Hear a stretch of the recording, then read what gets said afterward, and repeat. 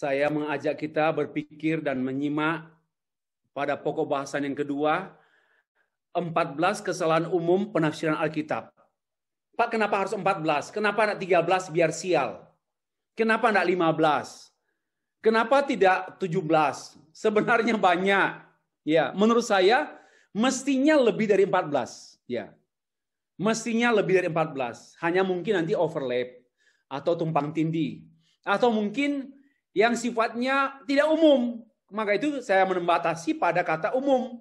14 kesalahan yang secara umum dilakukan oleh para penafsir, menafsirkan Alkitab. 14. Ya boleh jadi besok saya akan meneliti lagi, karena ini satu perenungan saya hari ini. Boleh jadi saya coba meninjau ke belakang ke masa-masa studi saya, termasuk pelayanan saya. Apa yang menjadi kecenderungan saya buat kesalahan? Apa kecenderungan kesalahan saya dalam penafsiran Alkitab yang juga ternyata juga menjadi kecenderungan para penafsir-penafsir yang lain. So, saya merangkumnya hanya dalam 14 kesalahan umum. Namun begini, di balik 14 ini semestinya ada 14 juga prinsip baku ya dalam penafsiran Alkitab. Karena di baliknya apa? Salah seperti ini. Semestinya seperti apa? Jadi di balik 14 ini setidaknya ada 13 prinsip baku yang umum sifatnya untuk penafsiran Alkitab secara accountable. Baik Bapak Ibu, kita mulai dengan peringatan dulu. Peringatan terhadap penafsir palsu atau penafsir yang menyimpang atau penafsir yang dangkal. Kalau dangkal kan tidak benar. Kalau pincang juga tidak benar. Karena kebenaran itu tidak bisa dihitung harus 7. Enggak, kebenaran itu mutlak. Jadi, Pak kalau 6 boleh kan sudah dekat 7. Enggak, itu kebenaran matematis itu tidak, itu kualitatif ya, tidak patut untuk dijadikan parameter menekankan tentang kebenaran teologis yang pada hakikatnya adalah kualitatif. Peringatan terhadap penafsir palsu.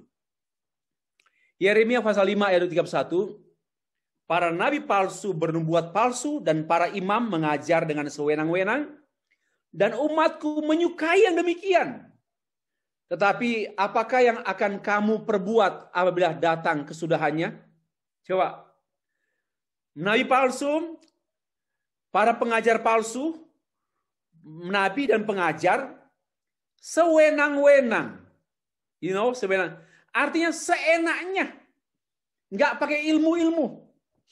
Inilah kaum awam yang sok berani menafsirkan Alkitab tanpa belajar. Ini kaum awam yang sok berani tanpa belajar. Ada juga kaum awam yang walaupun kaum awam tapi mau belajar. Sehingga mereka tidak sewenang-wenangnya, seenaknya, semau diri sendiri. Tanpa ilmu, tanpa aturan, tanpa kaidah. Menafsirkan, mengartikan firman Allah tanpa kaidah, tanpa aturan, tanpa disiplin. Itu namanya sesuka hati. Dan ternyata sesuka hati menafsirkan Alkitab juga disukai oleh banyak umat. Ya, itu pemandangan sampai sekarang kan. Pemandangan oleh justru pendeta-pendeta yang berani berbohong paling banyak disukai oleh jemaat yang gangguan jiwa juga ya. Jemaat-jemaat yang sakit-sakit jiwa juga yang lebih suka bergaul dengan setan, maka mereka juga lah yang lebih menyukai pengkhotbah yang khotbahnya sewenang-wenangnya. Ya. Seenaknya saja bicara asal ngomong tanpa memperhatikan aturan hermeneutika, aturan-aturan interpretasi penafsiran, eksegesis, seenaknya saja. Ya, karena mereka banyak sponsor. Mengapa mereka laku? Ya mereka terjual karena banyak sponsor. Setan A, setan B, setan C, setan G, setanmu, setan dia. Banyak sponsor, maka laku. Dan jemaat juga suka seperti itu. Karena jumlah setan hampir sama dengan jumlah jemaat. Jumlah, coba hitunglah berapa banyak setan di dunia. Ya, coba sudah hitung berapa banyak setan. Kalau iblis mungkin hanya satu ya, tapi setan banyak. Apalagi yang kesetanan, lebih banyak lagi. Nah, itulah yang bagi saya gregetan itu loh. Sembrono, apalagi kebangkitan kaum awam. Hati-hati, kebangkitan kaum awam kadang-kadang berekses negatif kalau tidak disertai dengan disiplin. Orang-orang kaum awam tersebut rendah hati, rela mau belajar, ya, tundukkan pikiran, tundukkan diri pada Alkitab secara disiplin tinggi. Ya. Yeremia 5 ayat 31 tadi itu. Lalu Yeremia 13 ayat 10. Oleh karena sungguh karena mereka menyesatkan umatku dengan mengatakan damai sejahtera, haleluya, puji Tuhan, diberkati, hidup sukses, berlimpah-limpah, pegang mobil, kau miliki mobil itu, pegang rumah mewah, kau miliki rumah itu, haleluya, beri kemuliaan jangan bagi Tuhan, bagi setan. Ya, padahal sama sekali tidak ada damai sejahtera. Mereka itu mendirikan tembok dan lihat mereka mengapurnya. Apa artinya? Mengkelabui. You know mengapurnya? Mengkelabui jemaat. Mengkelabui jemaat dengan khotbah-khotbah damai sejahtera. Haleluya, teologi sukses. Teologi ini. Haleluya. Asal engkau percaya. Ya. Maka engkau akan menjadi orang yang berkelimpahan, tidak kekurangan, tidak akan kena pisau operasi. Semua penyakit akan meninggalkan engkau. Karena penyakit-penyakit akan benci padamu. Ya, inilah omong kosong. Ya, mengapurinya, mengecatnya ulang. Ya, ini namanya membuat kamuflase dalam khotbah. Wah, ngeri banget. Saya sungguh-sungguh gentar. Dan kita saja yang sudah belajar Alkitab secara teologis masih sangat bergumul. Ya Tuhan, apakah bahan khotbah yang saya akan khotbahkan besok hari Minggu ini sudah sesuai dengan hatimu atau tidak Tuhan? Lalu orang yang tidak belajar Alkitab secara teratur, seenaknya cuplik sana, kutip sini, muncul lagi pengkhotbah pelawak atau standing up komedian di Indonesia, muncul mengganti diundang di mimbar-mimbar gereja lagi. Betul-betul penjahat. Ya, bagi saya kejahatan terbesar itu di mimbar. Bagi saya yang lebih jahat Hitler dengan pendeta atau pengkhotbah yang sembrono. Menurut saya lebih jahat pemberita atau pengkhotbah yang khotbahnya itu ngawur, asal bicara, tak bertanggung jawab, lebih jahat dari Hitler. Mungkin juga sejahat dengan setan. Kenapa? Karena di mimbar itu, kebenaran itu dimanipulasi, dibicarakan seenaknya, apalagi kalau ada agenda politik ekonomi. Masya Allah. Ini berat, bagi saya ini berat. Kita harus memperingatkan diri saya sendiri. Ya, karena itu saya terus terang, hari ini saya kerja terus dari pagi hari sampai setengah jam sebelum kuliah. Menyiapkan bahan kuliah ini. Menyiapkan bahan ini. Ya, saya mau serius. Ya, saya mau serius. Walaupun di tengah banyak tugas tanggung jawab. Ya, masih saya harus membuat bahan ini, bahan itu, buat artikel, membuat tulisan buku juga, tetap membuat disertasi juga. Tetapi saya tatkala diberikan tanggung jawab untuk mengajar, untuk khotbah, harus siap sungguh-sungguh.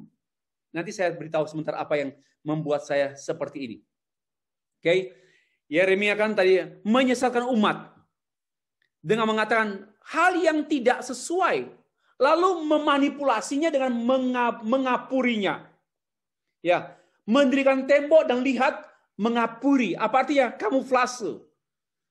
Ya, omong damai sejahtera, tetapi sebenarnya tidak ada damai sejahtera. Ini penipuan.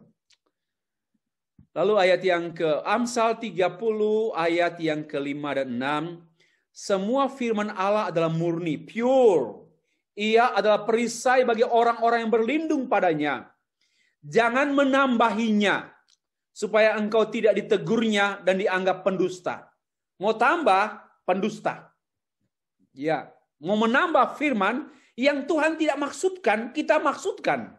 Nah ini. Ini sebagai awal untuk kita membahas tentang interpretation kan, penafsiran. Kita seenaknya menambah, seenaknya memberi arti. Besok saya membahas tentang exegesis dan eisegesis. Seenaknya memberi arti. Ini pendusta berat. Ya, dan bagi saya ada dua kemungkinan. Tidak sadar, atau yang kedua sadar tapi memang hanya begitu yang dia bisa buat. Ya, ini Amsal memberi peringatan pada kita. Jangan menambah, misalnya penafsirannya ditambah dengan ide kita.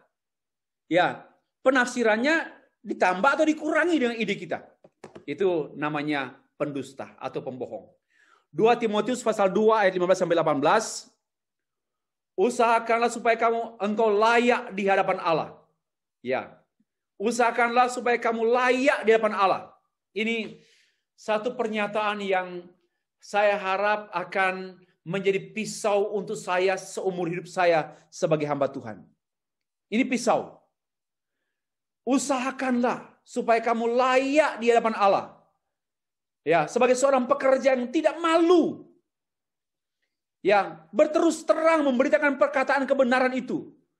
Layak. Apa artinya? Kalau memberitakan yang bukan kebenaran, nggak layak. Jadi kelayakan hamba Tuhan di sini adalah kelayakan dalam memberitakan firman, memberitakan kebenaran. Layaknya itu diukur pada pemberitaan firman. Ya, apanya? Apakah firman itu betul-betul dari Allah? Ya, karena yang dari Allah pasti layak. Yang tidak dari Allah hanya ala kadarnya dan Allah wa'lam dan Allah astaga itu tidak layak. Kelayakan itu pada pemberitaan firman. Ya, next, tetapi hindarilah omongan yang kosong dan yang tidak suci. Ini sebenarnya sama dengan di atas, nggak layak. Omongan kosong itu ini paralel ya. Cara berpikir Paulus di sini antara usahakanlah sampai itu satu, lalu satu pokok pikiran, lalu kemudian dibuat paralel. Ya, tetapi hindarilah omongan yang kosong itu, yang tidak suci. Apa artinya? Yang tak layak, yang tidak sesuai dengan perkataan kebenaran, yang hanya menambah kefasikan, membuat orang tambah kurang ajar, tambah duniawi, jemaat tambah kurang ajar. Ya, biarpun khotbahnya aduhai, beri kemuliaan bagi Tuhan, bertepuk tangan, kita sambut, lalu apa semua. Tapi ternyata bisa menambah kefasikan jemaat. Hati-hati, pendeta-pendeta kita semua sama-sama saja. Saya yang paling hati-hati. Ya, saya yang paling banyak harus dihati-hatiin. Kenapa? Karena bahaya besar. Kita khotbah, tetapi ternyata membuat, dan contoh ya, pengajaran tentang kemakmuran secara tidak seimbang. Saya juga punya ajaran kemakmuran kok. Harus. Masa ajaran kemakmuran ajaran setan-setan? Enggaklah, kemakmuran itu ajaran Tuhan juga. Tapi menurut mindset Tuhan. Ya, cara pikir Tuhan tentang kemakmuran. Nah, namun ada pengajaran tentang kemakmuran, tentang teologi kemakmuran, teologi sukses, yang betul-betul tidak betul, timpang. Dan ternyata akibatnya coba banyak orang Kristen yang jadi kacau karena teologi kemakmuran. Ya, bercerai karena teologi kemakmuran. Menjadi penipu karena teologi kemakmuran. Tinggalkan Tuhan, kecewa dengan Tuhan karena teologi kemakmuran.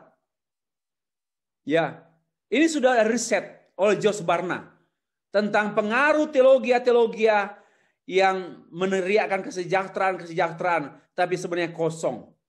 Ya, omongan yang kosong. Menambah kefasikan. Perkataan mereka menjalar seperti penyakit kanker di antara mereka termasuk Himenius dan Philetus yang telah menyimpang dari kebenaran dengan mengajarkan bahwa kebangkitan kita telah berlangsung dan dengan demikian merusak iman sebagian orang. Ada juga kalimat loh, merusak iman sebagian orang. Cobalah ada di antara Bapak tulis tesis lah tentang hal ini. Ya. Tentang kemurnian, tentang responsible and accountable preaching.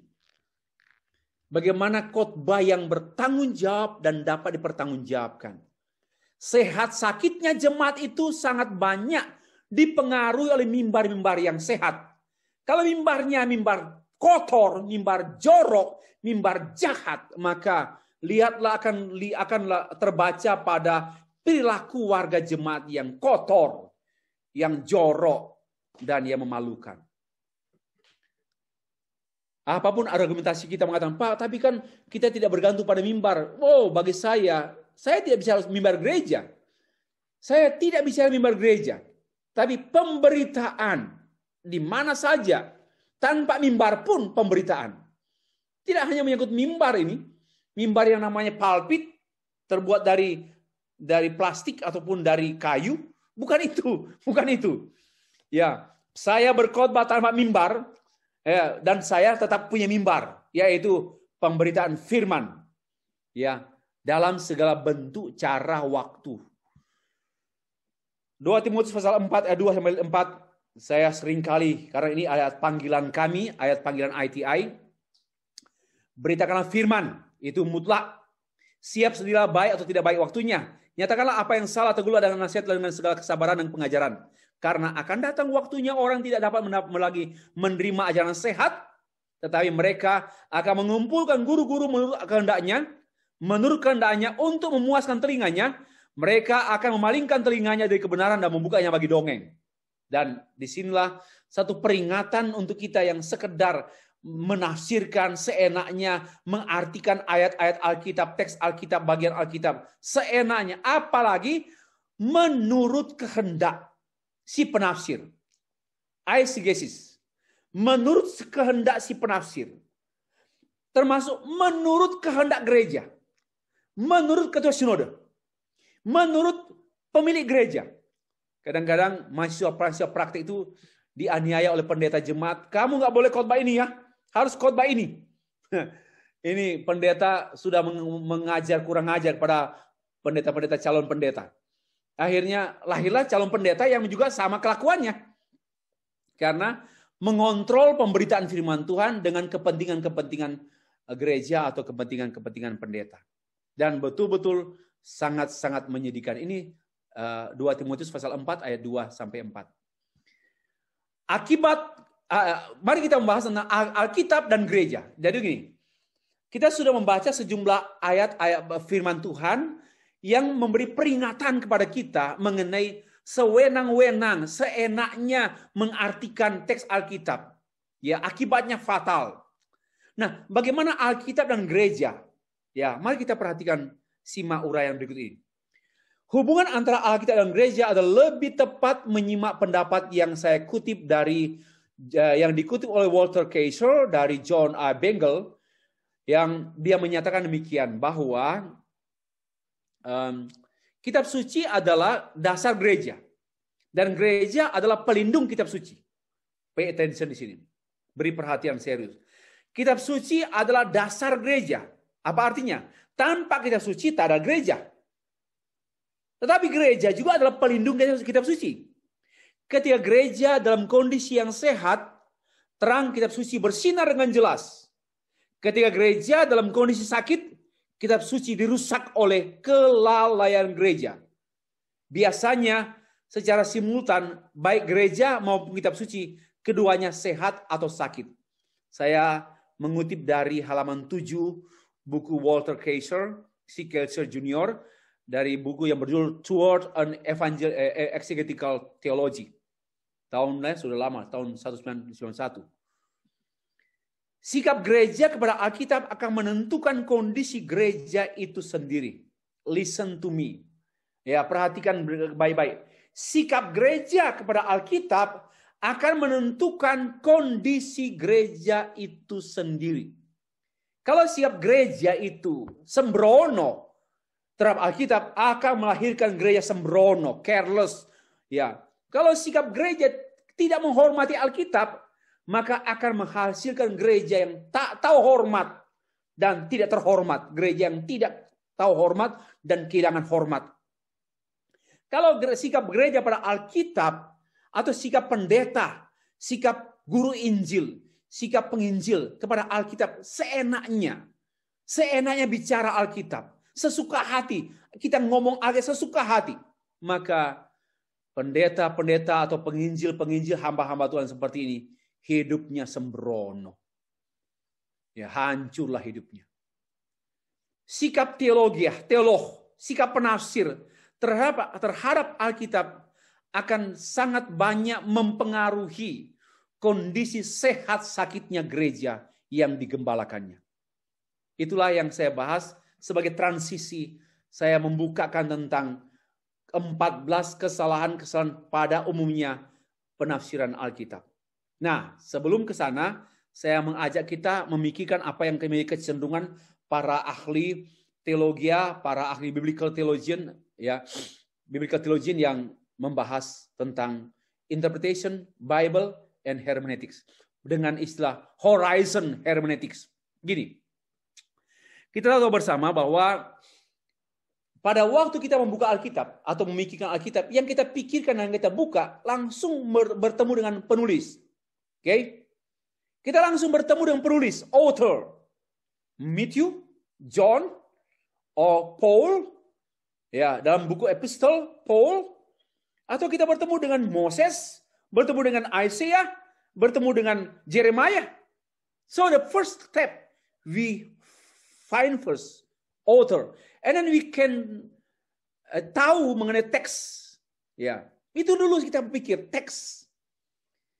Ya, karena author menulis teks tentu dalam inspirasi Roh Kudus. Lalu kita reader, pembaca. Ya, ini namanya horizon. You see, this is the meaning of horizon. Author, text, and reader. Horizon itu garis horizontal ya. Garis horizontal. Namanya horizon hermeneutics. Author, text, and reader. Ojo lali. Jangan lupa ini. Ya. Lalu selanjutnya, Bapak Bu.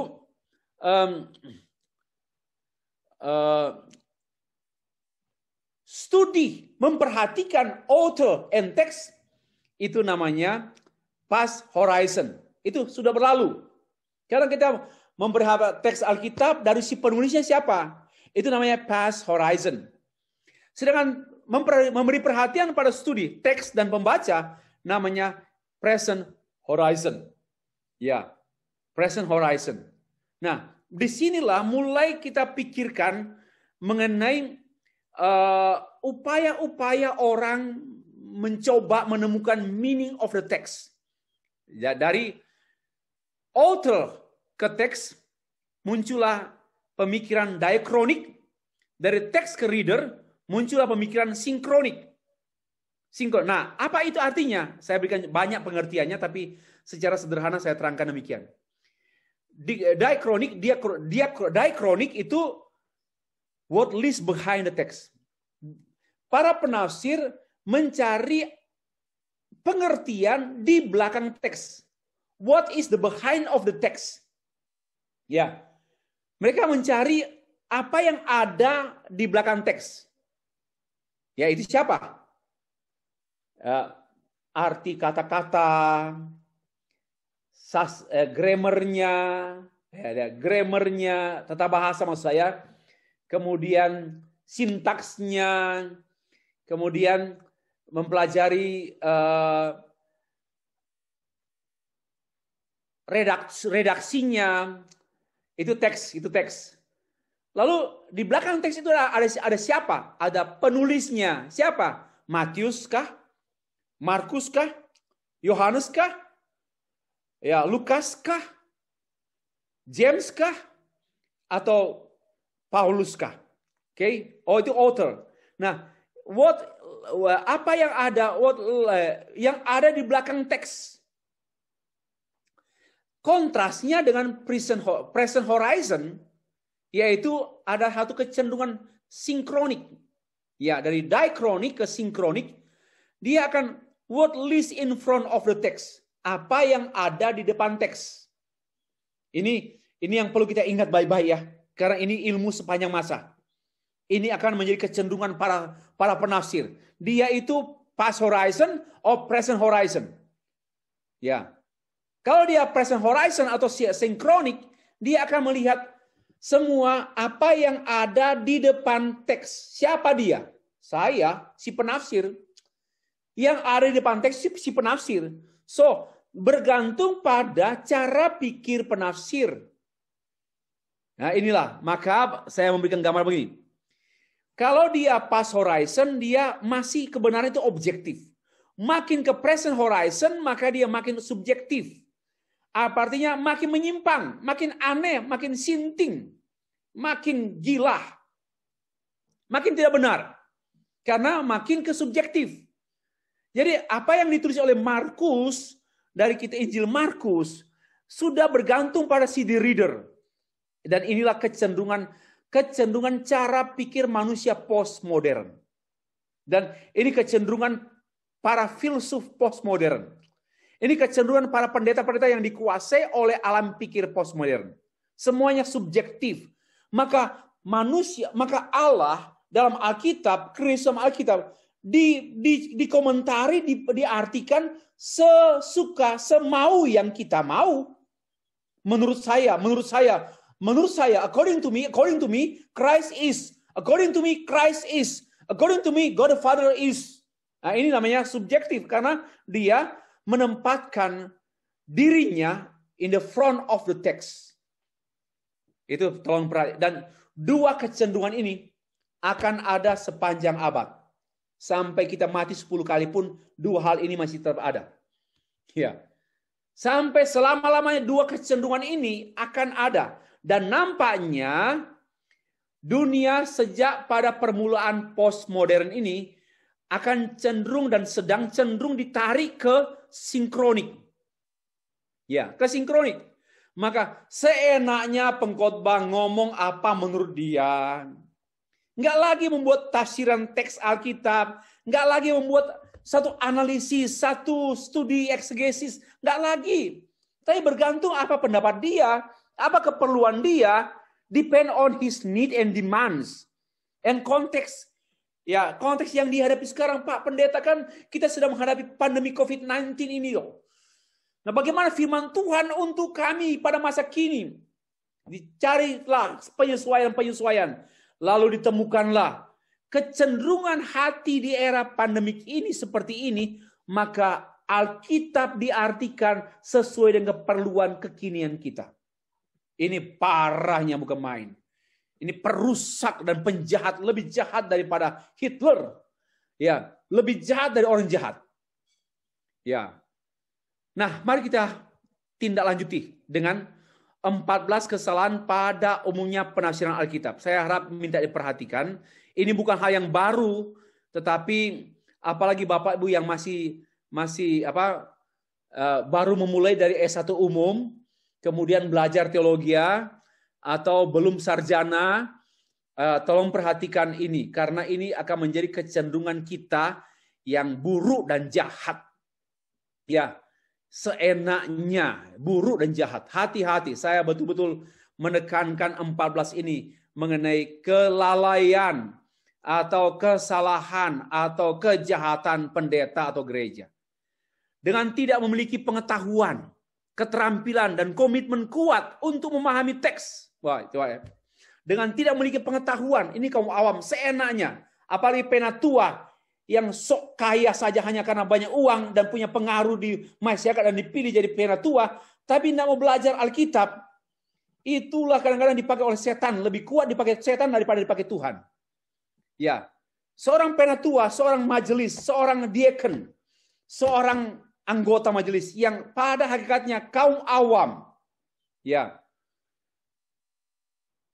berusaha untuk menyampaikan kebenaran tanpa pendekatan studi bertanggung jawab, tanpa skill keterampilan menafsir, tanpa pengetahuan yang menjadi pengantar sebagai isi untuk menafsir, tanpa komitmen yang kuat untuk memahami, tanpa disiplin kuat mengerti teks, yang terjadi apa yang terjadi? Ya, penafsir lebih tepat pengarang. Ya, pengarang, tukang karang. Lalu bukan menemukan arti teks, tapi mengartikan teks. Jadi kita akan menemukan pengarang atau penafsir. Kalau penafsir masih netral, tapi kalau pengarang itu subjektif, absolutely, secara mutlak subjektif. Yaitu apa? Bukan kebenaran, ya hanya pengetahuan dia saja. Lalu lebih cenderung dalam hal mengartikan teks daripada menemukan arti teks. Bapak Ibu, kita tidak boleh mengartikan teks. Tugas kita itu menemukan meaning of the text. Ya, don't give meaning. Don't put your meaning into the text. Don't put the meaning. Don't put your meaning. And don't put any meaning into the text. But let we find. Kita menemukan meaning from the text. Nah, inilah yang harus kita pegang. Ya, karena apa? Mari kita mulai satu. Kesalahan dalam penafsiran Alkitab secara umum. Yang pertama itu ringan-ringan dulu. Mengartikan teks yang ditafsirkan dengan tidak memperhatikan latar belakang teks. Tidak memperhatikan latar belakang passage. Tidak memperhatikan latar belakang buku atau kitab. Misalnya dia mau khotbah atau mau meneliti Injil Matius. Dia langsung membuka Matius 5, Matius 7, Matius 10, Matius 15. Lalu dia mengartikan apa adanya Matius 15 ayat 7. Itu saja. Tanpa memperhatikan latar belakang. Contohnya demikian. 2 Tesalonika pasal 2 ayat 10 tertulis, sebab juga waktu kami berada di antara kamu, kami memberi peringatan ini kepada kamu. Jika seorang tidak mau bekerja, janganlah ia makan. Ya. Yang menarik perhatian kita pada kalimat, jika seorang tidak mau bekerja, janganlah ia makan. Lalu, saya membaca satu tulisan dari Google tadi siang. Ada orang jadi mengomentari bahwa di jemaat Tesalonika ada orang mementingkan ibadah daripada kerja. Ini keliru. Jadi dari kalimat di atas katanya ada orang mementingkan ibadah daripada kerja. Ini keliru. Nah, pendapat ini, tafsiran ini keliru. Kenapa? Saya memberikan tanggapan. 1. Latar belakang kitab 1 Tesalonika itu berbicara mengenai sikap keliru jemaat Tesalonika terhadap parousia atau kedatangan Tuhan yang kedua kali. Itu poinnya. Apa artinya? Artinya ada orang tidak mau bekerja karena menyambut Tuhan datang. Bukan ibadah. Jadi sudah keliru.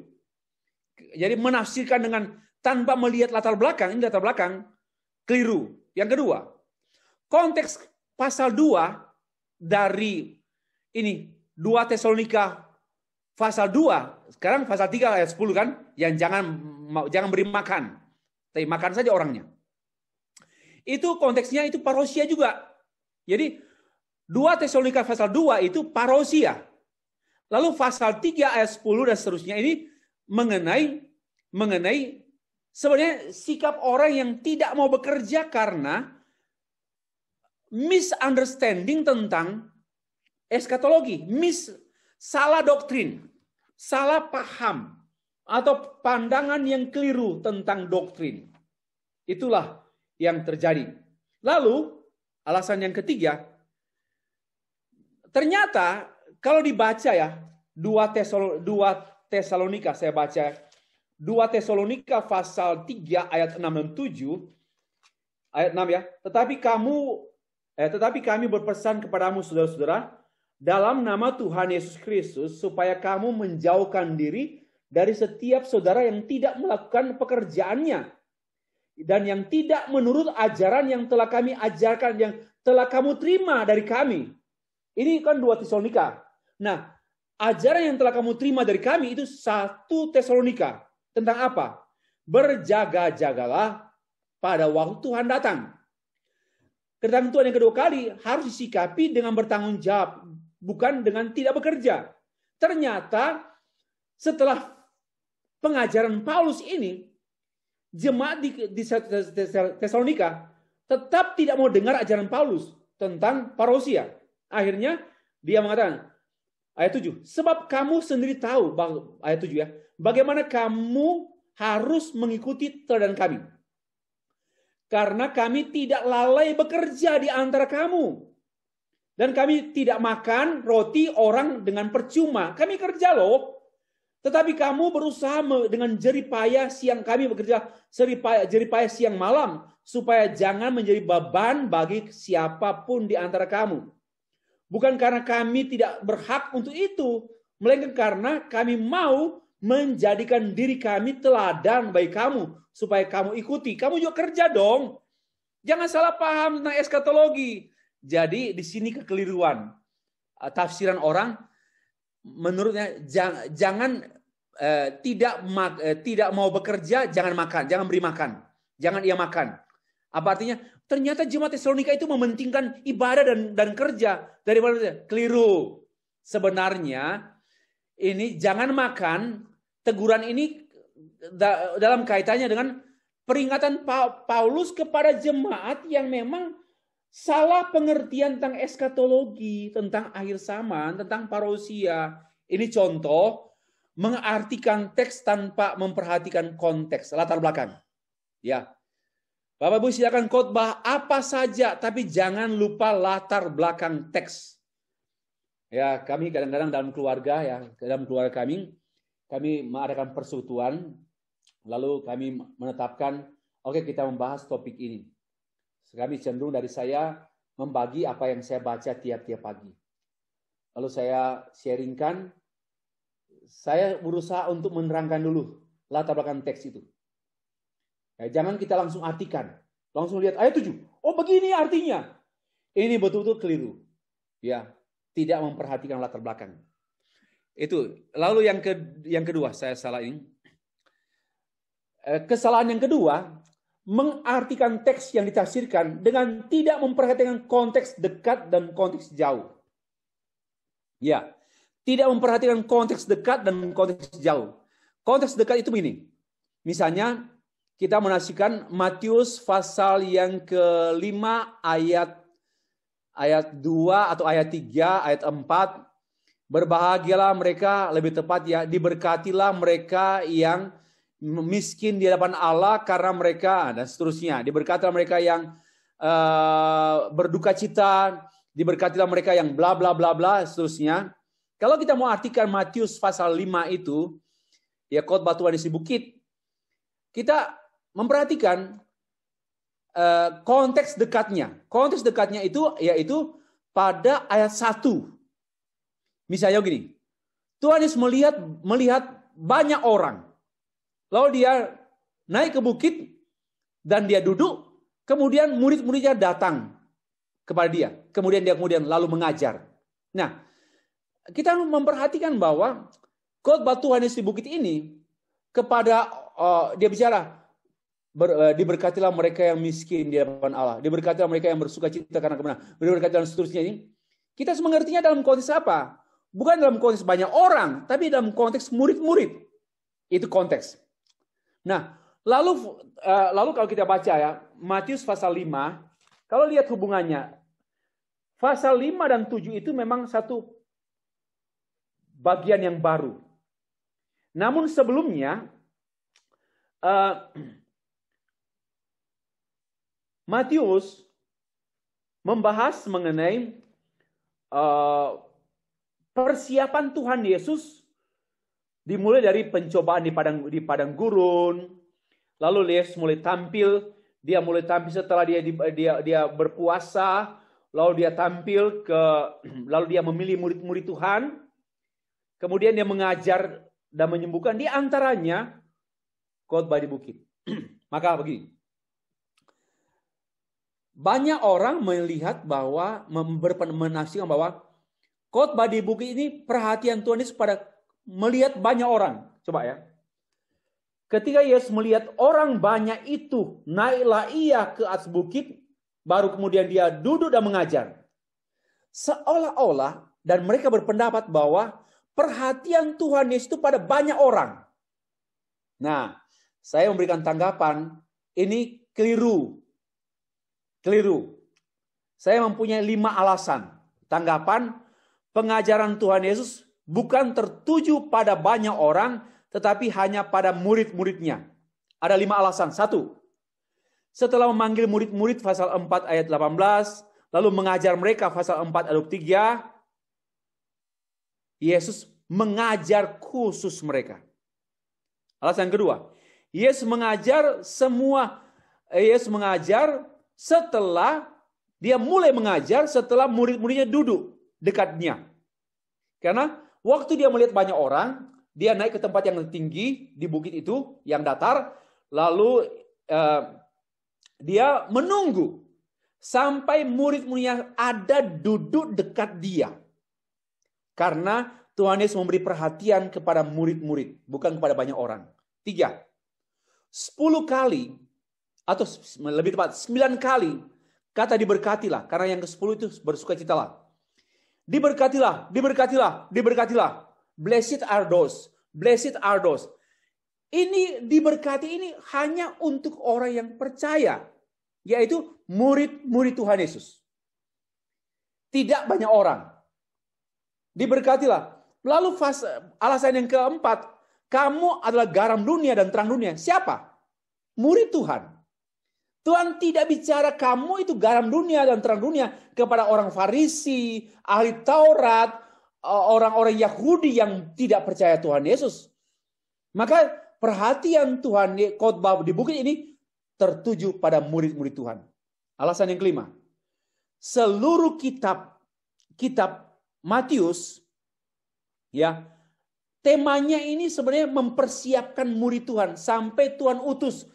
Ya, Tuhan panggil, Tuhan ajar dengan pengajarannya tentang kerajaan Allah, dengan kehidupannya, perjalanannya sampai ke Yerusalem, kemudian dia mengutus mereka. Pergilah, jadikan semua bangsa muridku. Karena ini proses journey naratif, ya, narasi perjalanan Yesus yang mempersiapkan murid-murid dari pemanggilan sampai pada pengutusan. Jadikan semua bangsa muridku. Maka itu, baik konteks jauh, ini konteks jauh ya. Ini konteks jauh ini.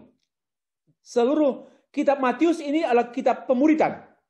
Kita. Lalu juga konteks yang jauh juga. Karena khotbah di bukit yang keempat ini. Khotbah di bukit ini pasal 5 sampai pasal 7. Ayat 29. Ini konteks yang agak jauh. Lalu konteks dekatnya, nomor 1, nomor 2, nomor 3. Ini contoh penafsiran yang patut. Ya, penafsiran yang patut. Yang keliru yaitu tanpa memperhatikan konteks. Hanya melihat ayat 1, ketika Yesus melihat orang banyak itu, naiklah ia ke atas bukit dan setelah itu duduk. Lalu dia Tuhan Yesus memberi perhatian kepada banyak orang. Khotbah Tuhan di bukit untuk banyak orang. Ini keliru. Kenapa? Tidak memperhatikan konteks dekat dan konteks jauh. Ya, nanti bahan ini saya kirim kepada Bapak Ibu. Jangan khawatir, kalau bisa malam hari ini saya pun kirim. Jangan menahan-nahan kebenaran. Tapi juga kan ini di record supaya karena kan kita belajar sekarang kan cepat gitu. Cepat boleh jadi banyak hal yang tidak bisa kita tangkap pada saatnya pada waktu ini. Oke. Ini atau ya, ini tafsiran orang banyak ya. Pengajaran Yesus pada banyak orang keliru. Nah, sekarang yang saya berikan contoh yang kedua. Contoh yang kedua, 1 Petrus pasal 5 ayat 2. Aku menasihatkan kepada penatua, gembalakanlah kawanan domba Allah yang ada padamu, jangan dengan paksa tetapi dengan sukarela. Sesuai dengan kehendak Allah, dan jangan karena kamu mau mencari keuntungan tetapi dengan pengabdian diri dan seterusnya. Nah, Bapak Ibu perhatikan struktur surat 1 Petrus itu pasal 5 diawali dengan pembahasan mengenai penderitaan pasal 4 pasal 3. Pasal 3 pasal 4. Pasal 5 amanat pengembalaan. Pasal 4 pasal 3 tentang penderitaan. Sehingga ini berbicara mengenai pelayan pastoral dalam konteks penderitaan. Gembalakanlah kawan domba Allah yang ada padamu. Jangan dengan paksa, tapi dengan sukarela. Jangan mencari keuntungan, tapi pengabdian diri. Ini disampaikan dalam konteks penderitaan. Kenapa? Karena pasal 3 dan pasal 4, Petrus membahas, dalam 1 Petrus itu, membahas tentang suffering, tentang penderitaan. Ya, mari kita perhatikan.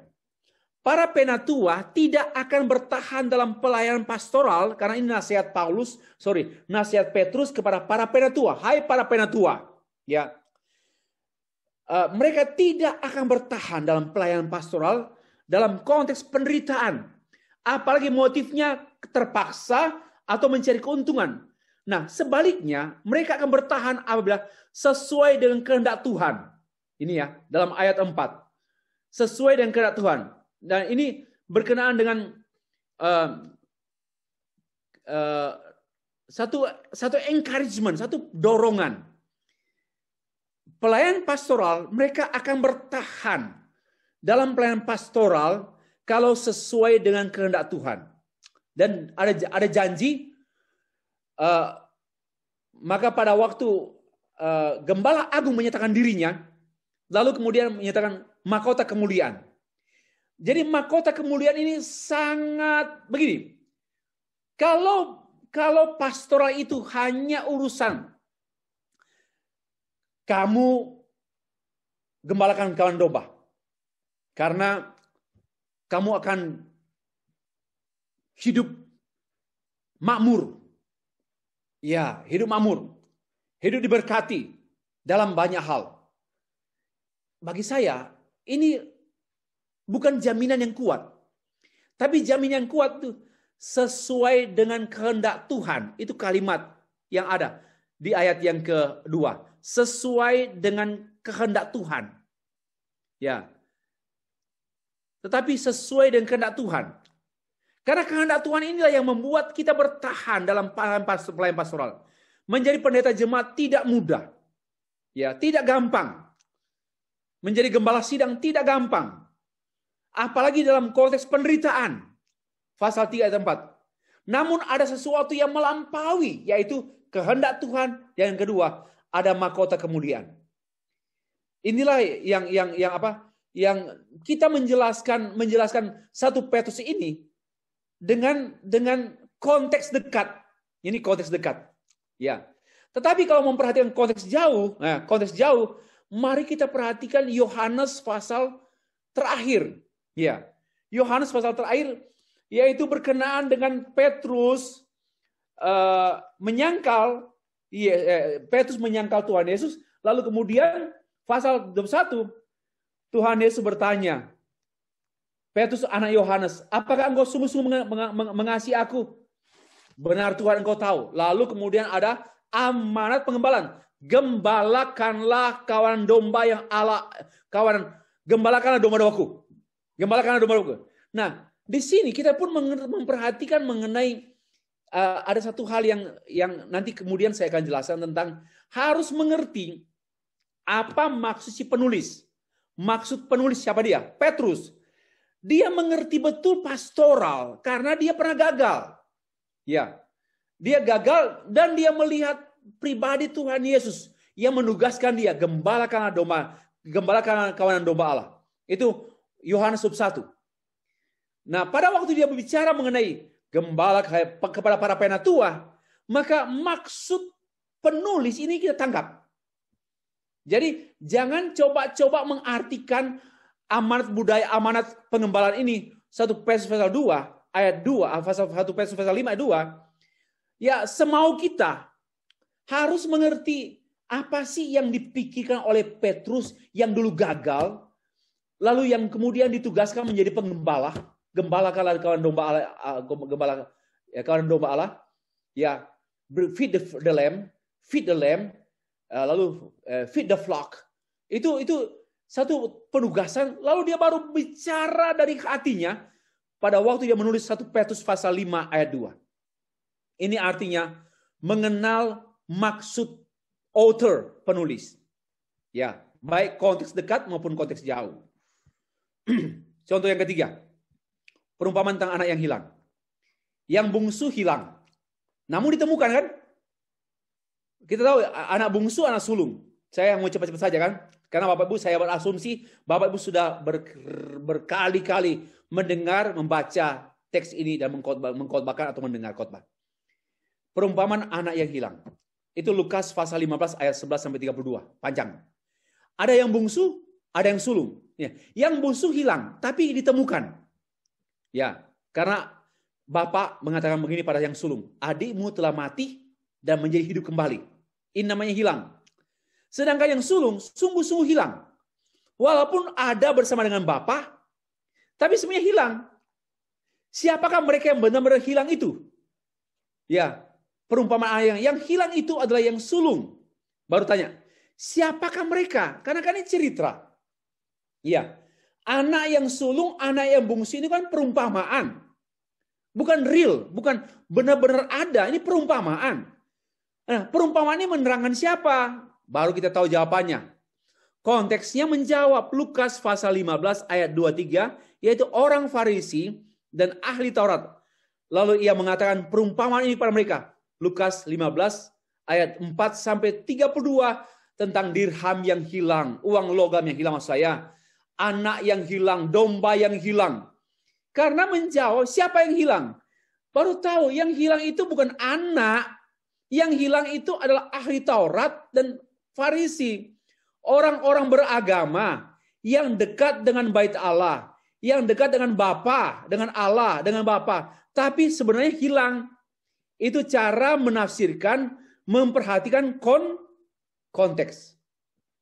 Ya. Oke, sayang sekali kalau ada orang mengatakan ada yang hilang, yaitu yang bungsu.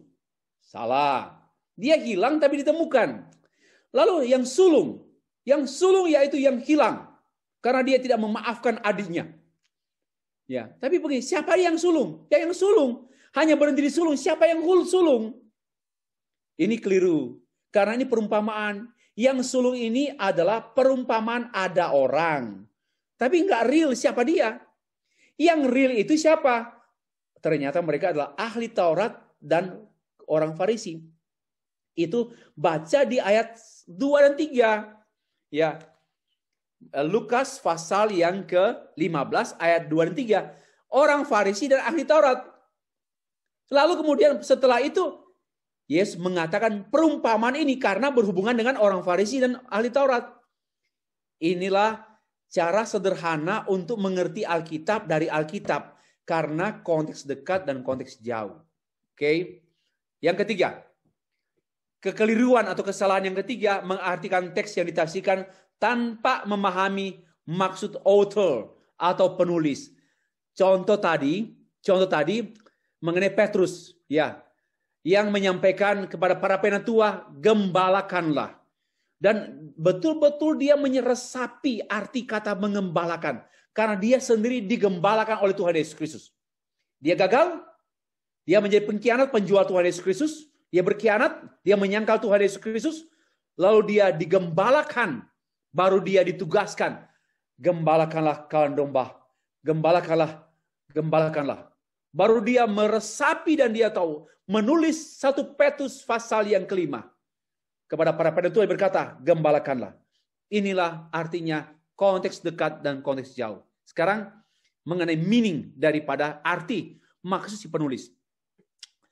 Kecenderungan kritik teks dan analisa gramatikal seolah-olah kebenaran itu bergantung pada teks itu sendiri. Ini hati-hati. Jadi saya memberikan warning.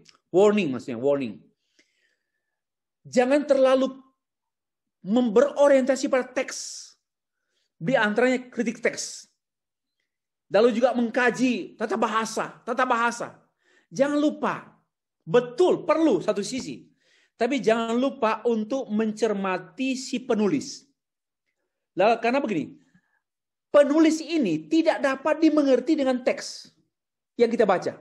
Penulis ini kita bisa mengerti dengan konteks jauh dan konteks buku, termasuk kita bisa membaca background, latar belakang buku itu, kitab itu ditulis.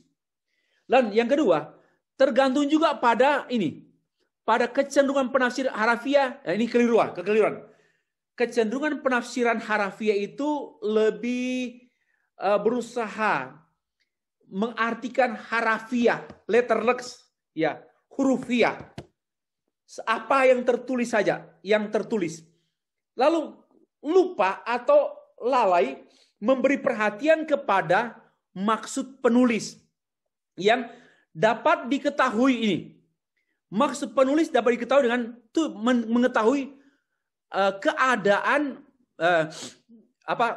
tujuan. Maksud penulis dapat diketahui melalui keadaan dan maksud tujuan kitab ditulis. Jadi harus mencari apa tujuan Matius menulis Matius. Apa tujuan Markus menulis kitab Markus. Apa tujuan Paulus menulis kitab Galatia. Baru kita bisa menghayati teks yang kita tafsirkan. Oke. Contoh, sukacita dalam tema Injil, dalam tema kitab Filipi. Tema utama. Kita sudah tahu bersama, ya. Semua kita sudah tahu bersama bahwa tema utama kitab Filipi yaitu sukacita. Maka tertulis dalam nampak pada Filipi 4 ayat 4, bersukacitalah senantiasa dalam Tuhan. Wow, sekali lagi katakan bersukacitalah. Nah, kata sukacita ini diterapkan oleh pengkhotbah-pengkhotbah yang tidak bertanggung jawab untuk apa saja. Ya, untuk apa saja. Kamu harus bersukacita. Kamu harus belajar ya. Kalau kuliah master bersukacita ya. Ini bagi saya ini suatu kekeliruan. Bertolak dari Filipi pasal 4:4. Lalu orang memberi nasihat. Ya, kamu bersukacita walaupun orang tuamu sudah meninggal. Itu nggak sesuai. Ini satu penganiayaan pada teks. Teks ini tidak bicara sukacita dalam duka, dalam kematian. Ya, tidak. Ini teks ini bicara soal sukacita pada waktu Paulus di penjara. Karena Injil. Sukacita karena Injil sekalipun di penjara. Itu loh. Jangan seenaknya kamu awam kutip-kutip. Lalu kasih ayat Alkitab untuk yang anak atau papa atau mama atau teman yang ulang tahun. Kirim. Hari ini hari ulang tahunmu. Bersukacitalah senantiasa dalam Tuhan. Sekali lagi katakan bersukacitalah. Apa hubungannya ulang tahun? Ayat ini urusannya dengan Paulus di penjara karena Injil dan dia sukacita. Dan yang kedua, karena dia menerima pemberian jemaat Filipi yang dibawa oleh Epafroditus. Ya, pemberian. Enggak tahu apakah kue lemper atau cucur atau nasi jaha, saya enggak tahu lah. Pokoknya pemberian lah. Ya, ada pemberian jemaat berupa materi lah. Dan Paulus melihat bukan soal materi, tapi hatinya jemaat ini bisa memberi karena berlimpah ucapan syukur. Kamu memberi kepada saya karena kamu peduli pada Injil. Bukan karena pada saya, tapi pada Injil. Dan itulah sebabnya pun saya bersukacita karena Injil. Sekalipun di penjara. Lalu kemudian banyak orang melacurkan ayat ini untuk kepentingan-kepentingan yang lain. Bersukacitalah. Kalau kuliah, bersukacitalah. Lihatlah Filipi 4 ayat 4. Ini satu kesalahan menafsirkan. Boleh? Ini kejahatan berselubung kebaikan. Nanti Pak Rio jangan kirim ayat ini ya. Untuk mama yang ulang tahun. Cari ayat lain. Ya, enggak cocok. Ini namanya salah penerjemahan, salah penafsiran maksud saya. Karena harus memperhatikan maksud si penulis. Maksud si penulis apa? Dia itu bersukacita betul-betul di penjara. Ya. Lalu dia menyampaikan, "Hey jemaat Filipi, be joyful, rejoice." Dia ngomong ini bukan orang yang lagi pesta karena makan banyak, bakso sasang karena makan enak, bukan. Dia menyampaikan rejoice. Why? Saya juga bersukacita even though I'm in the jail. Sekalipun saya penjara loh. Saya bersukacita karena saya di penjara karena Injil. Bukan karena saya apa. Karena Injil itu yang membuat saya bersukacita. Dan demikian pula hanya kamu loh. Saya melihat buah Injil kamu memberi perhatian pada saya. Kamu memberikan perhatian pada saya. Yaitu kamu memberikan pemberian. Itu bagi saya buah Injil. Dan bersukacitalah karena buah Injil. Bukan karena pemberian. Inilah artinya Bapak Ibu. Ya. Jangan salah mengerti. Jangan mengartikan sukacita ini secara bombastis. Untuk semua hal. Ya. Kamu sakit perut ya? Ya. Iya, sakit perut setelah minum teh. Bersukacitalah.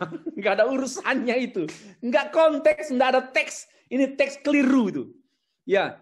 Sukacita karena sembuh. Sukacita karena sembuh. Nggak sesuai. Ada ayat lain. Ya. Ada teks lain yang memang orang bersukacita karena sembuh dari penyakit. Didoakan dan sembuh. Ada teks lain. Jangan pakai Filipi 4 ayat 4. Ya, inilah yang saya katakan salah sekali. Saya tahu Paulus geleng kepala. Stefri, bukan itu maksudku.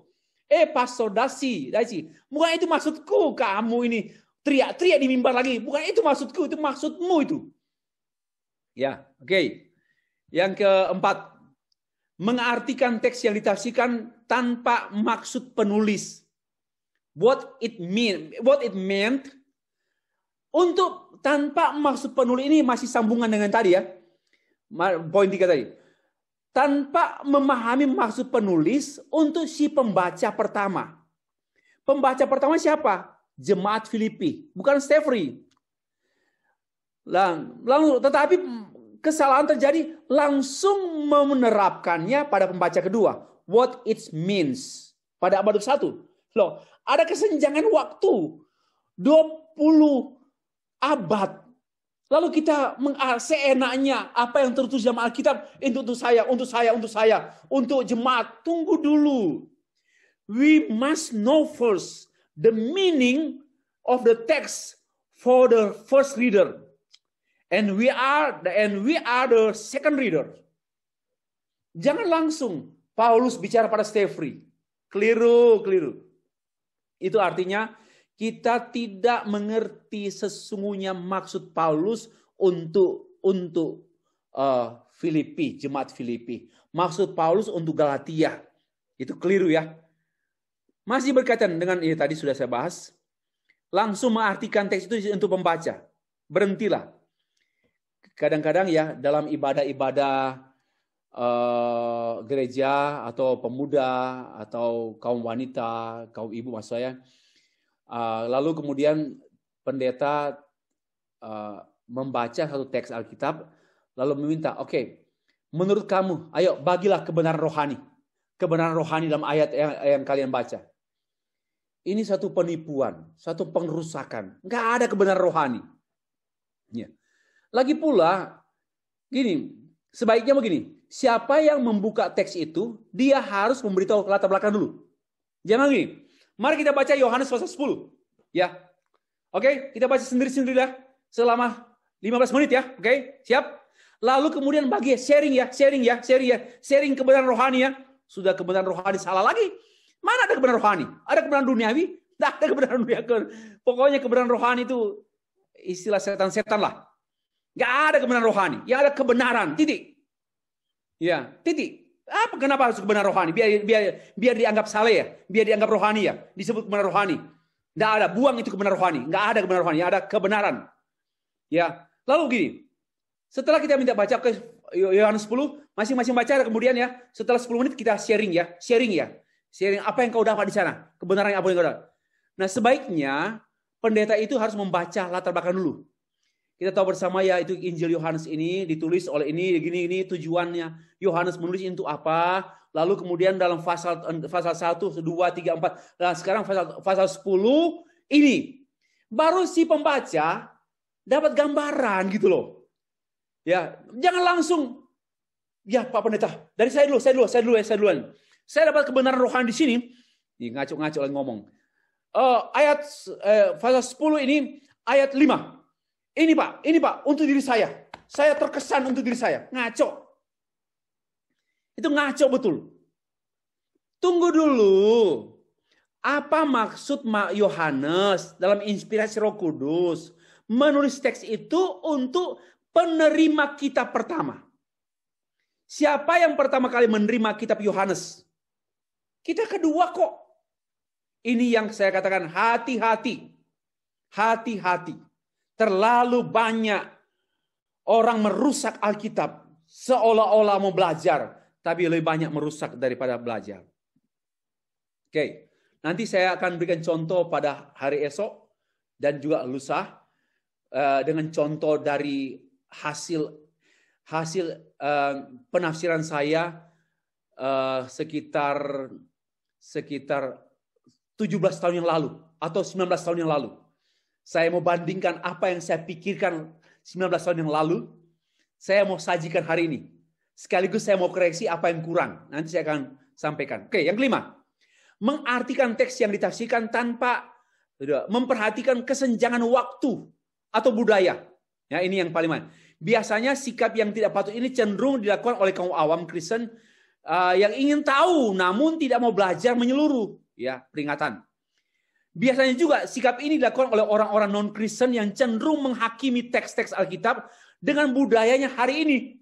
Ya, dengan budaya hari now. Contoh ya. Dalam debat saya di Universitas Brawijaya sekitar 17 tahun yang lalu. 17 tahun yang lalu. 2 kali berdebat dalam tingkat nasional. Itu saya juga ke sana tidak direncanakan dan saya hanya ditipu aja. Ayo Pak Stefri kita ke Malang ya.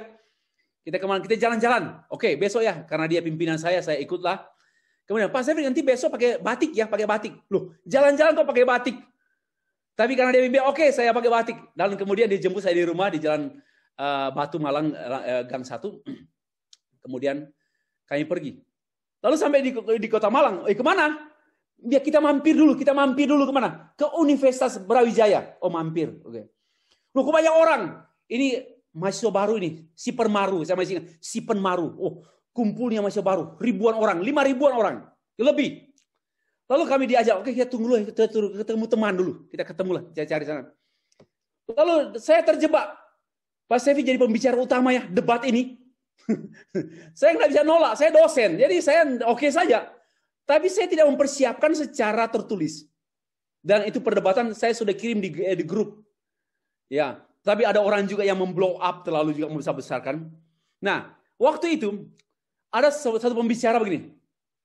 Pak Pendeta Lumintang. Bagaimana mungkin Yesus itu kalian taati, kalian ikuti? Oh dia gondrong. Preman itu. Coba inilah menilai Yesus yang gondrong. You know gondrong? Jangan-jangan orang Malaysia nggak tahu arti gondrong. Ya. Yesus itu gondrong. Preman. You know preman? Bagaimana kalian orang Kristen kok sungguh bodoh. Tertarik dengan gondrong itu. Preman lagi. Lah, kenapa dia menggunakan budayanya pada masa kini untuk menghakimi budaya pada 20 abad yang lalu? Itu betul-betul salah. Salah sekali. Ya. Nah, saya sengaja juga membahas mengenai Yohanes 2 ayat 4 dari coba kita, tapi no time ya. Saya tidak punya waktu untuk membahas sumber. Ada pendapat lah tentang Yohanes 2 ayat 4. Itu contoh, saya langsung lompat tadi ya. Yohanes 2 ayat 4 ada pendapat demikian. Kata Yesus kepadanya, kepada ibunya, mau apakah engkau daripadaku ibu? Saatku belum tiba. Di blog ini, nanti Bapak periksa, saya tidak punya waktu, mau klik aja sih boleh, tapi saya tidak mau melewati jam perkuliahan kita. Mengatakan bahwa banyak orang menyebut Yesus ini tidak sopan karena menyebut ibunya, hai wanita. Dalam lembaga Alkitab Indonesia menyebutnya, hai ibu. Tapi dalam teks asli sebenarnya, hai wanita. Lalu banyak orang menuduh, Tuhan Yesus tidak sopan karena menyebut wanita. Lagi pula kasar betul, kasar banget. Ayat 4 ya. Kata Yesus kepada mereka, mau apakah engkau daripadaku ya, ibu? Saatku belum tiba. Sorry ya ibu, menolak. Nah ini karena orang mencoba menafsirkan teks itu dengan menggunakan budaya masa kini.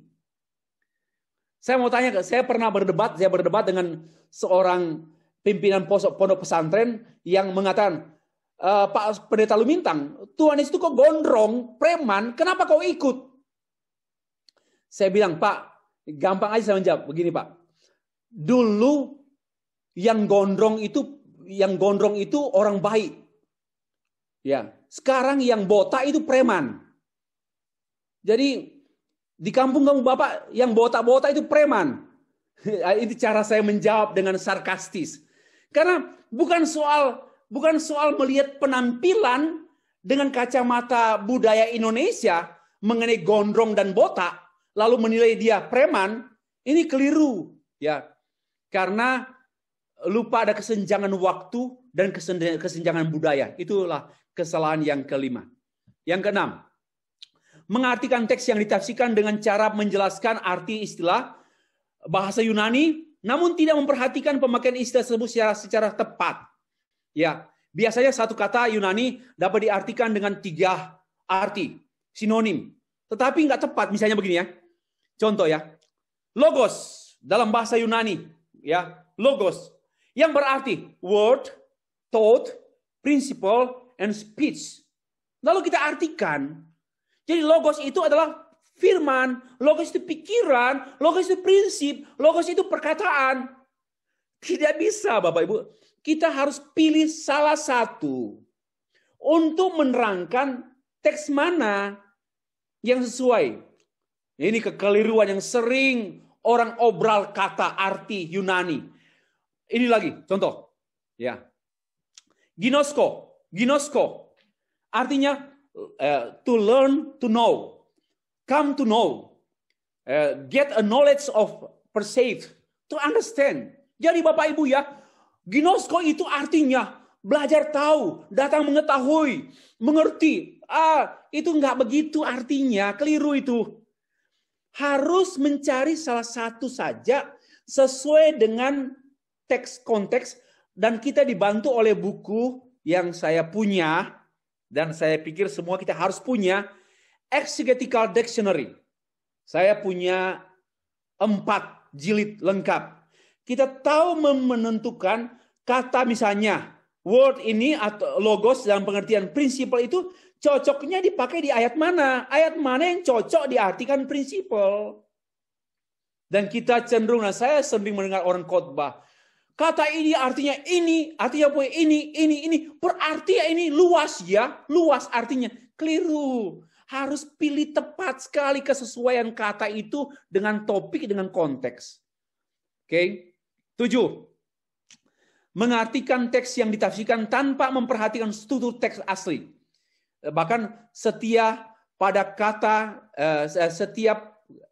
kata kalimat tersusun secara teratur. Ini yang tolonglah Bapak Ibu menafsirkan, tolong perhatikan struktur teks. Ya, kenapa? Mengabaikan struktur teks, mengabaikan kebenaran. Karena itu waktu buka Alkitab, cari buku Greka, Bible, bahasa Yunani atau Hebrew, lalu coba pelajari struktur teks. Dan untuk mempermudah, banyak ahli yang sudah menyusun struktur teks. Banyak ahli. Ya, tinggal kita melihat buku-buku. Maka itu carilah buku-buku commentary, biblical commentary yang bagus, yang bertanggung jawab. Supaya kita bisa ikut saja mudah. Kalau malas. Nah contoh. Nanti kita akan tindak lanjut pada besok atau lusa. Contoh Mazmur 19 ayat 2-14. Ini paralelisme ya. Saya menemukan dalam teks aslinya strukturnya seperti ini. Strukturnya. Ya, perhatikan. Masih ada poin 3. Hanya space-nya not enough. Mazmur 19 ayat 2-14. Saya menemukan 2 kerangka pikir. Penyataan Allah dalam karya penciptaan ayat 2-7. Yang kedua, penyataan Allah dalam hukum-hukumnya pasal 19 ya. Tadi bukan pasal 9. Pasal 19 ayat 2 ayat 2 sampai 7. Lalu pasal 19 ayat 8 sampai seterusnya. Nah, saya menemukan, ini bukan saya karang sendiri ini. Menemukan inilah, kalau kita mau eksposisi sangat baik. Lalu memperhatikan begini. Karakteristik penyataan Allah. Itu di mana? Itu dalam lagu pujian bagi Allah tentang penciptaan. Artinya kita menjelaskan kebenaran itu secara utuh kalau kita memperhatikan struktur teks. Ya, jangan sembarang ngomong. Bapak-bapak, ibu sekalian, ayat ini dibagi dalam 7 bagian besar. Mana yang bagi? Siapa yang bagi? Ku bagi sendiri. Itu jahat. Kita harus menemukan struktur yang memang ada di teks. Ya, kalau kita sangat familiar dengan Hebrew atau Greka, kita sendiri menggunakan teks itu langsung bisa membedakan. Apalagi dengan teks puitis, itu kita mudah untuk melihat paralelisme mudah. Tapi kalau tidak, kita meminta bantuan pada para ahli yang sudah. Karena itu, beli buku jangan sembarang beli buku. Harus membeli buku yang betul-betul pertama. Ahlinya ini dipertanggungjawabkan. Oh, ahlinya sudah teruji. Yang kedua, tulisannya itu tepat. Ya. Ini contoh. Banyak orang hanya membaca Mazmur 19 ayat 2 sampai 14 seenaknya hanya ayat per ayat. Ayat 2 artinya ini, ayat 3 artinya ini, ayat 4 artinya ini, ayat 7 artinya ini. Ini kacau. Harus struktur teks terbentuk dan kita mengekspos struktur itu. Lalu kita bicara sesuai struktur. Oke. Yang ke-8. Mengartikan teks yang ditafsirkan berdasarkan kerangka pikir yang telah ada pada si penafsir atau dogma yang sudah ada. Sehingga maksud teks itu diatur oleh apa yang ada pada pikiran orang itu dan maksud si penulis Alkitab tidak terungkap. Ya, contoh begini. Maka itu begini. Mengapa Alkitab sama namun menghasilkan pandangan yang berbeda? Karena masing-masing pandangan ini sudah punya dogma, sudah punya worldview. Bukan biblical worldview, tapi church worldview. Tapi ecclesiastical worldview. Ya, baru kemudian membaca Alkitab, contohnya tentang keselamatan. Maka dia cenderung akan mengikuti keselamatan yang gerejanya ajar. Apakah monergis, sinergis, ya seperti itu. Atau kasih karunia. Pengajaran Wesleyan tentang kasih karunia adalah kasih karunia pendahuluan. Bahwa segala sesuatu dimulai oleh kasih karunia Allah, lalu kemudian oleh usaha manusia. Nah, ini yang berbeda antara Reform dan Wesleyan. Kalau Reform itu dari mulai sampai akhir semuanya kasih karunia. Ya. Atau baptisan, selam atau percik. Karena itu mengartikan teks tertentu hanya tertuju pada baptisan selam. Yang percik tidak ada. Ya itu juga yang lebih cenderung dikontrol oleh dogma. Atau karunia bahasa roh, bahasa lidah. Orang yang mempunyai kecenderungan bahasa lidah, dia akan membaca Alkitab, topik-topik bahasa lidah, yang semua lidah keluar. Nah, itu saja yang tidak. Karena cenderung ke dogma. Nah, ini keliru. Nah, Pak, kan apakah kita boleh menafsir Alkitab tanpa teologi? Perlu, harus ada theological framework. Karena kita tidak bisa seorang membaca Alkitab dengan misalnya seorang Buddha baca Alkitab. Ya dia akan pikir mindsetnya mindset Buddha. Dia harus belajar teologi untuk baca Alkitab. Tetapi jangan sampai dogma-dogmanya yang sudah baku oleh gerejanya mengontrol dia membaca Alkitab. Menafsirkan Alkitab ini keliru fatal. Nanti besok kita teruskan ya. Ini hanya pendahuluan saja. Yang ke-9. Mengartikan teks yang ditafsirkan namun tanpa memperhatikan teks bahasa asli. Yang ada hanya pada dia LAI, Lembaga Alkitab Indonesia. Dan tidak punya versi yang lain. Nah, Bapak Ibu mulai sekarang minimal harus memiliki 5 versi Alkitab. 1, bahasa Malaysia. 2, boleh juga NIV, International New International Version, boleh. American Standard Bible, boleh. King James Version. Minimal Bapak Ibu masing-masing sudah harus punya 5 versi Alkitab. Jangan hanya lain. Ya. Itu menolong kita untuk membuat komparasi. Terjemahan yang dapat dipertanggungjawabkan. Dan jangan salah pilih versi Alkitab yang kurang diakui. Minimal King James Version and New King James Version. Nah, itu loh. Ya, harus. Kalau tidak, kita hanya mengartikan apa yang tertulis dalam teks Lembaga Alkitab Indonesia dan secara harafiah oleh kaum awam. Lalu dia dangkal sekali dan hanya bicara kulit saja. Maka itu banyak tafsiran harafiah kulit. Ini kekeliruan yang ke-6. Ke-9. Yang ke-10. Mengartikan teks yang ditafsirkan tanpa memperhatikan tata bahasa kuno. Melainkan menggunakan tata bahasa masa kini. Sehingga lebih banyak menyalah-nyalakan Alkitab. Itulah kelakuan teolog liberal.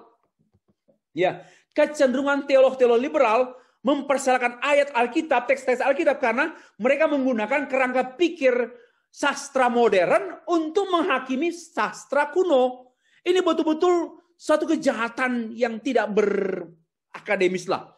Bagaimana mungkin orang menulis kitab Musa pada abad-abad yang silam, long time ago in Bethlehem. Lalu diteliti oleh manusia abad 20 yang lalu. Menggunakan ilmu sastra abad 20. Nah, ini yang paling banyak kesalahan dilakukan oleh para teolog liberal yang nomor 10 ini. Ya, ini keliru fatal. Ya, termasuk juga jangan terlalu menekankan juga hati-hati ya dengan tata bahasa masa kini atau juga terlalu menekankan tata bahasa dengan studi-studi gramatikal, sintaks dan tak apa semua. Lalu lupa si penulis. Hati-hati. Oke. Masih ada 4 tapi. Yang ke-11 mengartikan teks yang ditafsirkan tanpa memperhatikan genre, jenis sastra. Apalagi yang memakai literal interpretation untuk menafsirkan seluruh teks Alkitab itu secara literal. Semua harafiah, secara historical harafiah, historical literal. Hati-hati.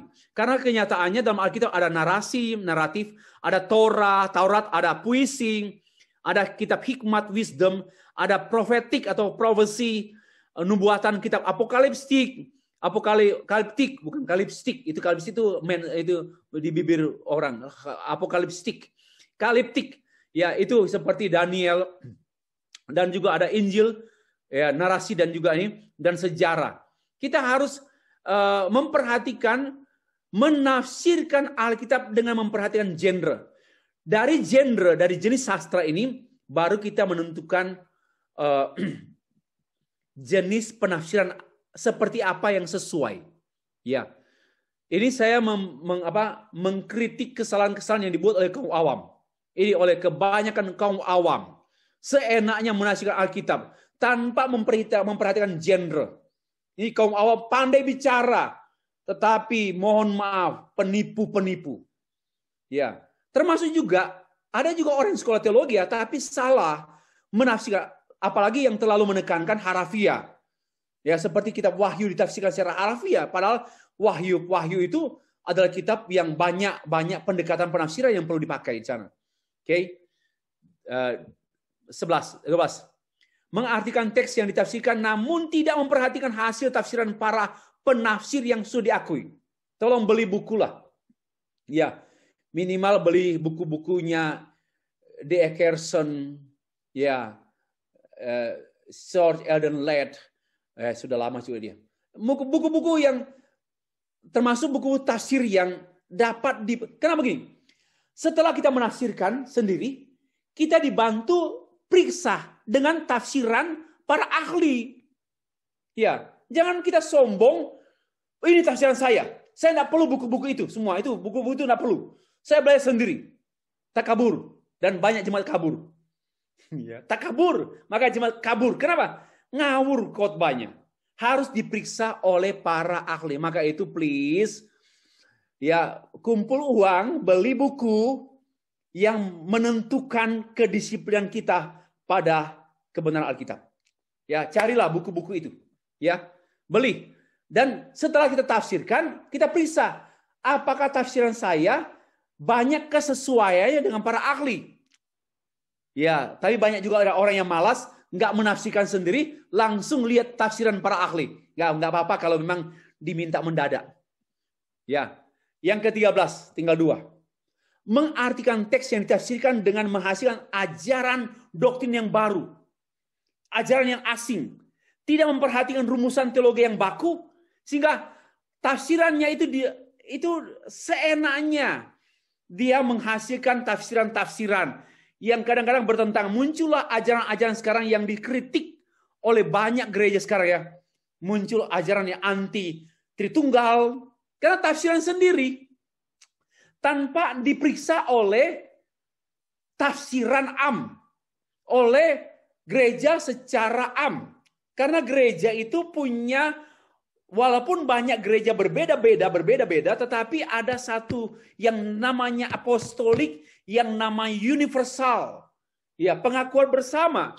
Tapi kemudian ada orang yang mau menafsirkan tentang Roh Kudus, tentang Tritunggal, tentang kematian Yesus, tentang penyalipan, lalu memunculkan pendapat baru. Hati-hati. Kita harus kemudian setelah memeriksa hasil tafsiran kita berdasarkan para ahli, buku-buku komentar, biblical commentary yang sudah teruji, ya, sudah capable, ya, tapi juga perlu diperiksa oleh teologia. Teologia diperiksa, jangan sampai tulisan kita atau tafsiran kita menghasilkan teologi yang sumbang, yang aneh. Harus diperiksa oleh teologi. Inilah munculnya orang-orang yang sok-sokan, merasa diri benar, paling benar, tafsiran baru omong kosong, tanpa menghargai hasil tafsiran selama 20 abad. Tafsiran 20 abad dibuang. Lalu dia membuat tafsiran sendiri. Inilah yang sangat gampang dicap penyesat. Ya, sangat gampang dicap penyesat. Oke, yang terakhir. Dalam spirit teologi reformasi seperti Martin Luther, bahwa sentral dari Alkitab adalah Injil, sentral dari Alkitab adalah Christ, maka jangan sampai kita menafsirkan teks yang ditafsirkan tanpa memperhatikan keutuhan kebenaran seluruh Alkitab yang berpusat pada Kristus. Jangan sampai membuat tafsiran sampai tidak ada lagi urusannya dengan Kristus. Membuat tafsiran yang tidak ada koneksinya lagi dengan Kristus. Ini suatu kekeliruan dalam penafsiran. Oke, saya akan lanjut besok. Saya menutup dengan begini. Jadi, di balik ini, kita sebenarnya memperhatikan prinsip-prinsip penafsiran yang saya kemukakan demikian. Ya, dari kesalahan ini, besok kita mempelajari. Dari kesalahan ini, kita belajar terbalik. Kita menemukan sebenarnya prinsip-prinsip penafsiran yang patut, yang adequate, yang accountable. Pertama, nanti kita terus bahas besok ya. Besok kita akan bahas ini. Namun saya mau tutup dulu dengan kesimpulan. Tapi besok kita akan teruskan. Mempelajari terbalik. Hari ini kita mempelajari kesalahan-kesalahan. Lalu kita menemukan sebenarnya yang salah mereka buat terbalik. Mari kita buat besok. Nah, tantangan.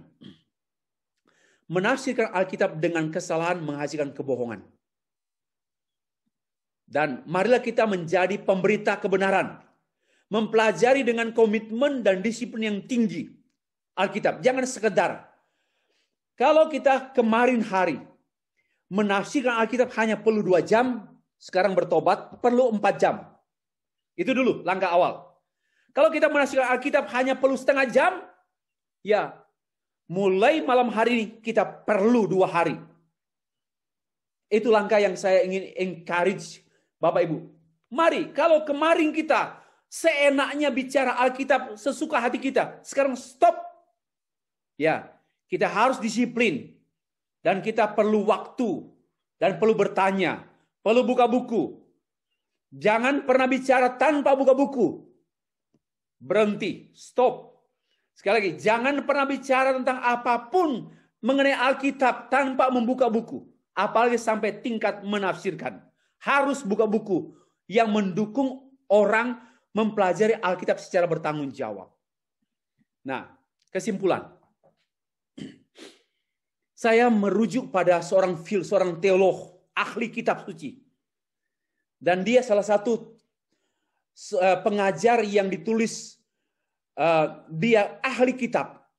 Dalam terjemahan English Standard Version ya, English Standard First Version, versi standar Inggris. Ini saya punya juga, dan saya punya buku ini warnanya merah dan saya kagumi buku ini. Saya suka karena ketepatannya dapat dipertanggungjawabkan. Dan demikian Bapak Ibu. For Ezra has set his heart to study the law of the Lord and to do it and to teach his statutes and rules in Israel. Dan Ezra telah menetapkan, menetapkan hatinya untuk studi, hukum Tuhan, studi teologi, dan menetapkan hati untuk melakukannya, serta mengajarkannya. Dia berkomitmen menetapkan sungguh-sungguh, set his heart, ya, dia telah menetapkan hatinya, ya, memutuskan dari hatinya. Lalu terjemahan yang dari King James Version, ya, ini cara-cara juga membuat komparasi. Untuk apa? Menemukan ketepatan, kesesungguhan. Karena kita bahasanya terbatas. Demikian Bapak Bu, saya baca dari Ezra ini. Ezra 7 ayat 10, according to King James Version. For Ezra had prepared his heart. Telah menyediakan hatinya. Untuk apa? To seek. Lebih daripada studi. Karena itu Bapak Ibu, saya minta demi sahabat kita, tolong siapkan 5 versi Alkitab. You have, harus punya. You must have. Ini menarik, ya. Coba perhatikan. Ezra telah telah mengatur hatinya, menetapkan hatinya untuk studi. Tetapi di King James Version lebih lagi untuk mencari. Dan mencari ini, mencari yang harus ditemukan, berbeda dengan look for. Not look for, but for Ezra had prepared his heart to seek the law of the Lord, and sama juga to do it and to teach it in Israel, statutes and judgments. Ada beda, rules and judgment. Tetapi no point lah. Yang menjadi poin saya di sini, mengapa saya buat 2 versi ini? Karena saya menemukan poin. 1 di sini study, yang kedua seek. Dan King James Version memiliki tingkat kedekatan yang paling tinggi dari semua versi Alkitab. So, 2 poin yang saya kemukakan di sini, saya membuat perbandingan versi-versi. Kalau bisa 2, 3, 4, 5 versi, kita kaya dengan pengertian. Yang kedua, kita kembali pada konten, bahwa penafsiran itu harus ada ketetapan hati. Coba ya, be prepared. For Ezra had prepared his heart. Dia menyediakan hatinya, betul-betul siapkan hatinya. Tapi kalau dari English Standard Version, for Ezra had set his heart. Telah menetapkan hatinya, telah menyeting hatinya. Untuk apa? Untuk studi, untuk mencari kebenaran from the Bible, from the text. And after that, I do it and I teach it. Demikianlah penyajian saya mengenai 14 kesalahan yang pada umumnya dilakukan oleh para penafsir dan penafsiran Alkitab. Terima kasih, saya kembalikan.